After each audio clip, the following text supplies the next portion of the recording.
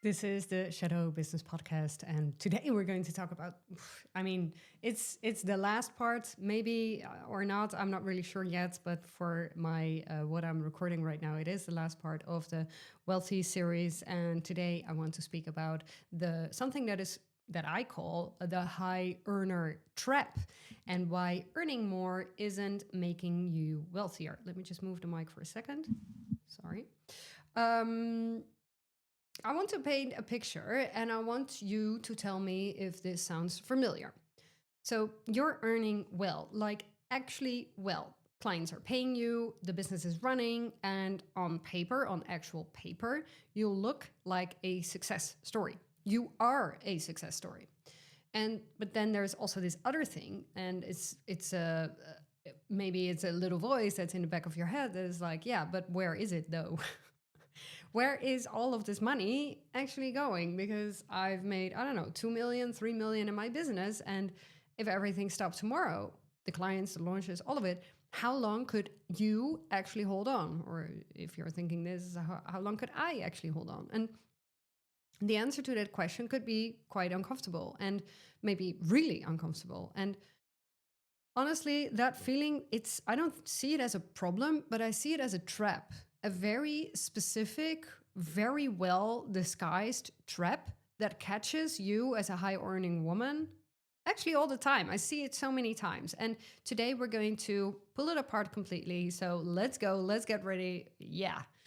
Okay, so I want to say this that on the surface it sounds very obvious, right? But I generally don't think that we let it land, sorry, properly. So earning money and building wealth are two completely different skills. I would also like to say that you need a different brain for both, and they are not slightly different. And yeah, of course, they have to do with money, but it's actually different. As in, you could be exceptional at one and absolutely hopeless at the other, and nobody would tell you.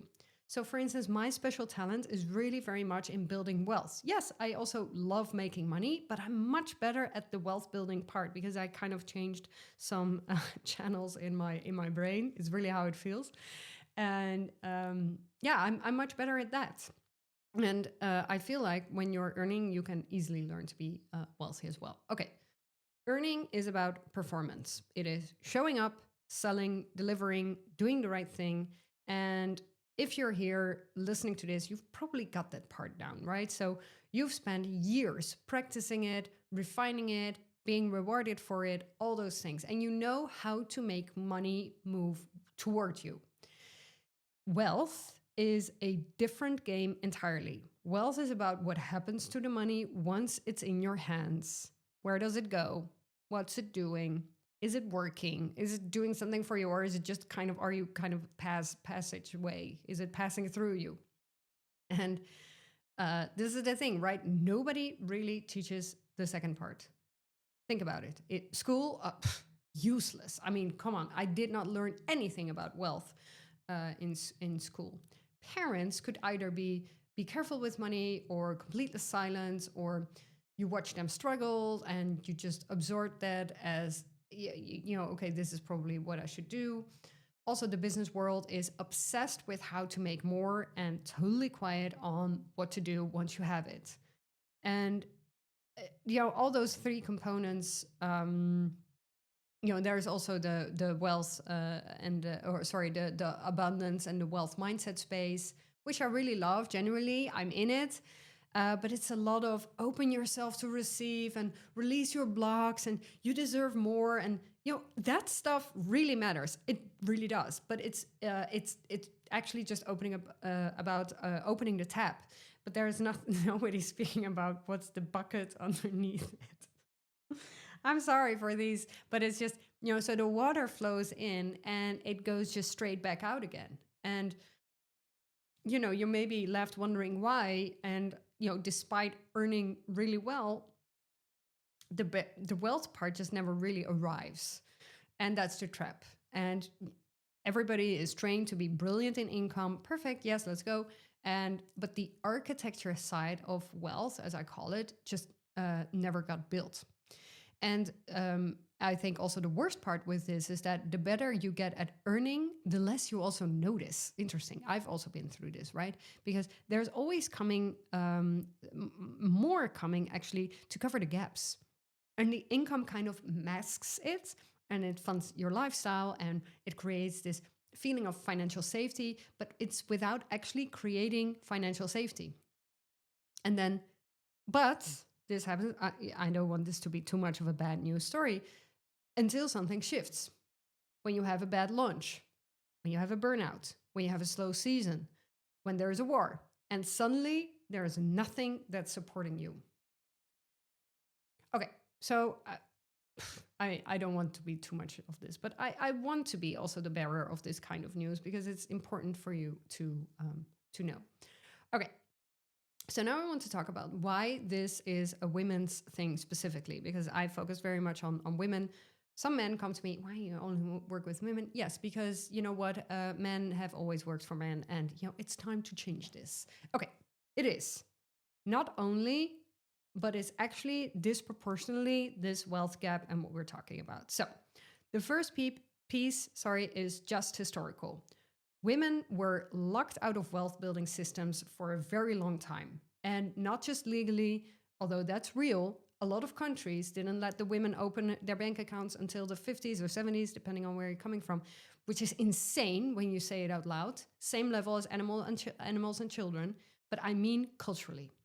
The whole language of investing, building assets, net worth strategy, it was built by men for men, and it was kept that way on purpose. Not really thinking that, but I don't really think that it's really on purpose, but it's also, to leave women out.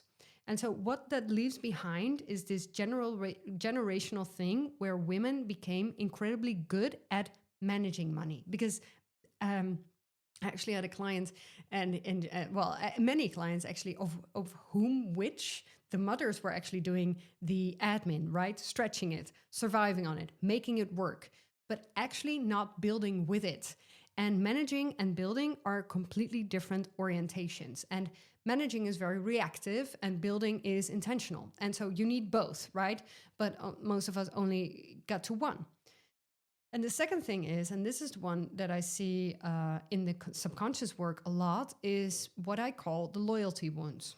And and not everybody has this, or not everybody has it this big, but there's a part of a lot of high earning women that is unconsciously staying close to the financial experience of the women who came before them, their mother, their grandmother, and so the women in their family.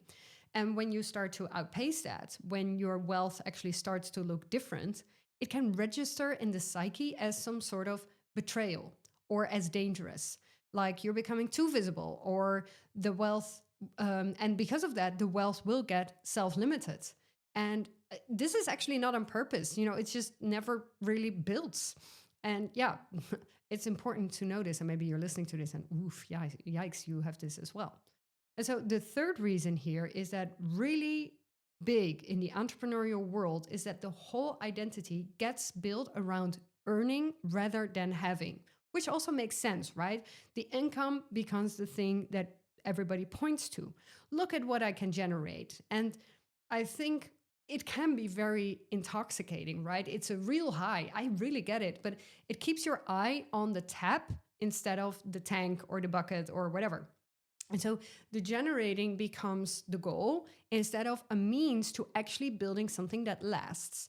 And so you end up with, by being a woman who is making who's being phenomenal at making money and are not in any structural sense, and you're not in any structural sense wealthy.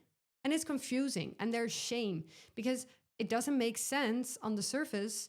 You earn well, so where is it? Yeah, this is what it is. This is a trap. Okay, let me get very specific now because I really want to. I'm a dork. I love going into this. I am nerding out on this because I think naming the patterns, because there are more, is where it starts to feel actually very useful. And so there's 4 ways that I see this trap show up over and over, and especially with women who make a lot of money, right? So the first one is income as identity. So When your sense of self is tied to what you can generate, spending becomes a way of proving the income. So your lifestyle has to match the revenue. And this is because spending is actually doing something. It's performing the success. And when you're earning, you are in a doing energy. The beautiful things, the experiences, the reinvesting in the business, and all of these signals that you're sending yourself, or maybe other people as well, is I'm doing well. And I'm not here to shame anyone's spending. I'm not interested in that. But when spending is performing an identity, it is very hard to redirect money towards building wealth instead. And so building does not look like anything from the outside. It's just really boring. I know I look boring, and I'm kind of also living up to that standard. Also on my Instagram, right? I don't want it to look flashy, because that's not what wealth is.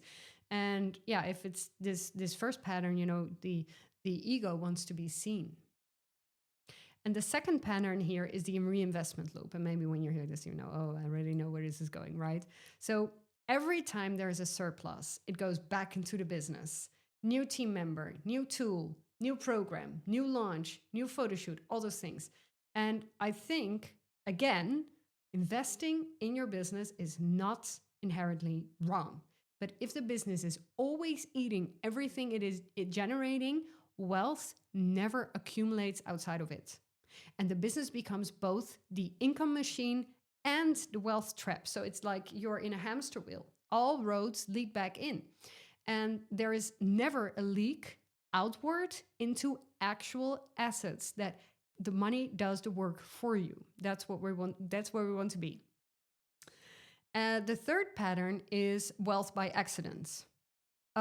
This is where you have no intentional strategy, and you just have a vague hope that if you earn enough for long enough, something will stick. I think many people think this. And maybe a pension somewhere that you opened ages ago and never really looked at, and you hope that it's all of a sudden a lot of money, or maybe savings that happen in good months. I wouldn't put it in most money, not in savings account, but whatever. But there is no actual plan. There's no targets. There's no structure. You just kind of hope. And wealth by accident does happen. Technically, yes, it is, but it's very unreliable, and it leaves very much on the table. And yeah, I would not count on this. The fourth pattern is my favorite one to talk about, which is the knowledge gap dressed up as a values gap. And this is I'm just not really a numbers person one, or I don't care about money like that. I'm not materialistic. And yeah, okay, sometimes those can be real values, but a lot of the time it is a cover story. And because it's so much easier to say that's not my thing than to say I genuinely don't know how this works, and I'm embarrassed about that. Who says that? Nobody. And so the disinterest in is protective, and it makes your not knowing feel like a choice rather than a gap. So yeah, think of which ones is yours, and maybe it's more than one. And I want you to just sit with it. You're right, not to judge yourself, because that's not what we're doing here, but it's just as information. Okay. Now you've done that. What is the alternative? What does doing it differently actually look like in practice? It starts with one number, your net worth. Currently, this is not your revenue. It's not what you made last month. All those things don't matter. It's your actual net worth. Assets minus liabilities. That's the real picture. Everything else is just cash flow moving through. You can download my free calculator. It's right here in the description of the show notes. You can find it there.